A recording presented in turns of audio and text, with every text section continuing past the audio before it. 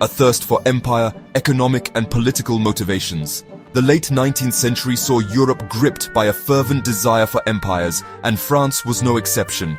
This period, often referred to as the Scramble for Africa, was marked by intense competition among European powers to claim territories and expand their influence. The motivations behind this scramble were multifaceted, driven by both economic and political factors. France, like its European neighbors, was hungry for resources. The Industrial Revolution had created an insatiable demand for raw materials, and Africa, with its vast and untapped resources, seemed like the perfect solution. French expeditions were launched to explore and exploit these resources, leading to the establishment of numerous colonies across the continent. Africa, with its abundance of rubber, timber and minerals, promised to satisfy this hunger.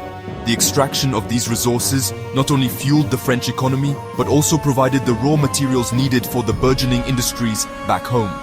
The exploitation of African labor and resources became a cornerstone of French colonial policy.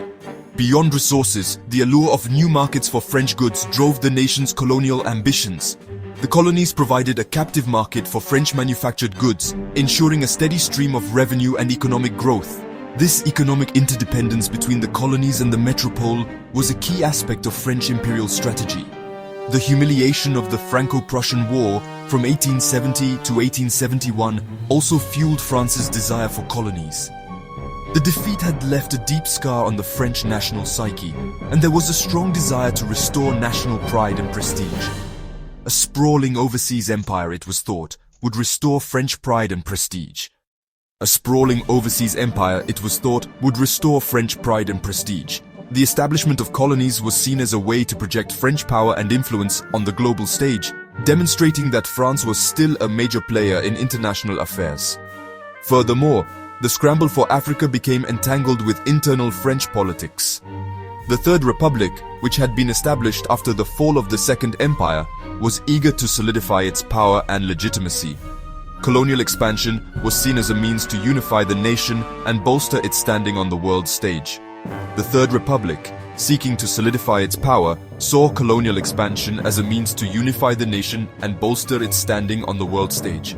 By promoting a sense of national pride and unity through colonial achievements, the government hoped to strengthen its position and ensure its survival in a turbulent political landscape. Into the heart of Africa, exploration and early encounters. Long before the scramble, French explorers and missionaries ventured into the African interior, establishing a toehold for France's later colonial ambitions. These intrepid individuals, driven by a thirst for knowledge and a desire to spread Christianity, navigated uncharted territories and encountered a mosaic of African cultures. Their journals and reports, filled with tales of adventure and exotic lands, captivated the French imagination.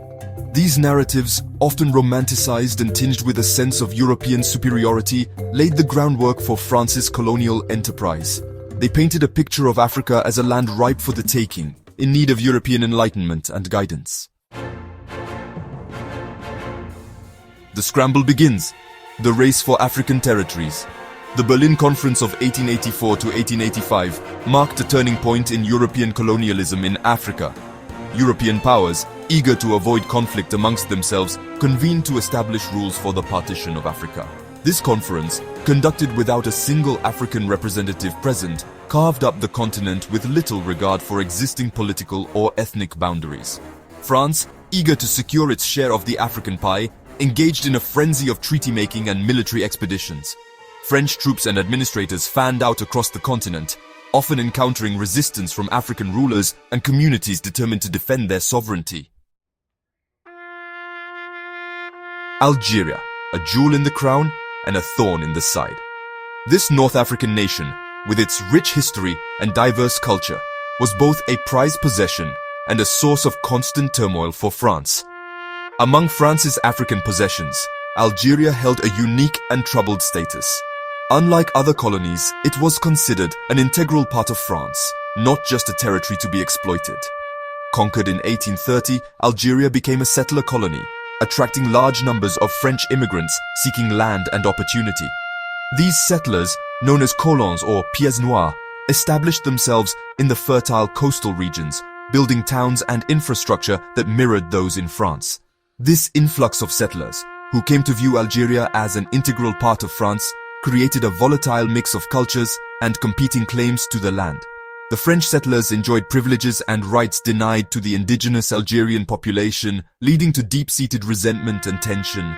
The presence of a large European settler population in Algeria fueled resistance to French rule. Indigenous Algerians, marginalized and oppressed, began to organize and resist the colonial authorities, leading to frequent clashes and uprisings. Uprisings and revolts, met with brutal repression by French authorities, became recurring features of life in colonial Algeria. The French military's heavy-handed tactics only served to deepen the divide and fuel the desire for independence among Algerians. The Algerian War of Independence from 1954 to 1962, a bloody and protracted struggle, ultimately led to Algeria's independence and left an enduring scar on both nations. The war was marked by guerrilla warfare, atrocities on both sides, and a bitter legacy that continues to influence Franco-Algerian relations to this day. Section 5. West Africa, a tapestry of cultures and resources. In West Africa, France established a vast colonial empire encompassing, well, a diverse array of cultures, languages, and ecosystems. From the arid Sahel to the lush forests of the Guinea coast, French West Africa encompassed a region of immense size and complexity. The region's wealth of resources, including peanuts, cocoa, and coffee, attracted French companies eager to exploit these commodities for profit. French colonial administrators, tasked with governing this sprawling territory, relied on a system of indirect rule. This system, which utilized existing African rulers and institutions, aimed to maintain order while minimizing French administrative costs. However, this approach often resulted in the reinforcement of existing inequalities and the exploitation of local populations. Section 6. The Congo Basin, a land of riches and brutality. One of the darkest chapters in the history of French colonialism unfolded in the Congo Basin, a region of dense rainforests and abundant natural resources. Under the rule of King Leopold II of Belgium, the Congo Free State became a byword for colonial brutality and exploitation. Forced labor, torture, and murder were employed on a massive scale to extract rubber and other valuable commodities from the region. While France was not directly involved in the administration of the Congo Free State, the atrocities committed there cast a long shadow over European colonialism in Africa as a whole. Section 7. Education and Assimilation, the French Colonial Project. Central to the French Colonial Project was the concept of assimilation. French policymakers believed that by instilling French language, culture, and values in the colonized populations, they could create a class of évolués, assimilated Africans who would serve as intermediaries between the French rulers and the African masses. To this end, French authorities established schools, universities, and cultural institutions throughout their African colonies. However, this assimilationist policy, often implemented with a heavy hand, failed to eradicate African cultures and identities. Instead, it often created a sense of alienation and resentment among the colonized populations. Section 8. Winds of Change, the Rise of African Nationalism. The Second World War, from 1939 to 1945, proved to be a turning point in the history of European colonialism. The war weakened European powers, both materially and morally, and emboldened nationalist movements in Asia and Africa. African soldiers, who had fought and died for France during the war, returned home with a new sense of awareness and a determination to achieve self-determination. Across French Africa, nationalist parties emerged, demanding an end to colonial rule. These movements, led by a new generation of educated African leaders, drew inspiration from both Western ideals of liberty and equality and from traditional African values of self-governance and communal solidarity. Section 9. Legacies of Empire, Echoes of Colonization in Africa and France.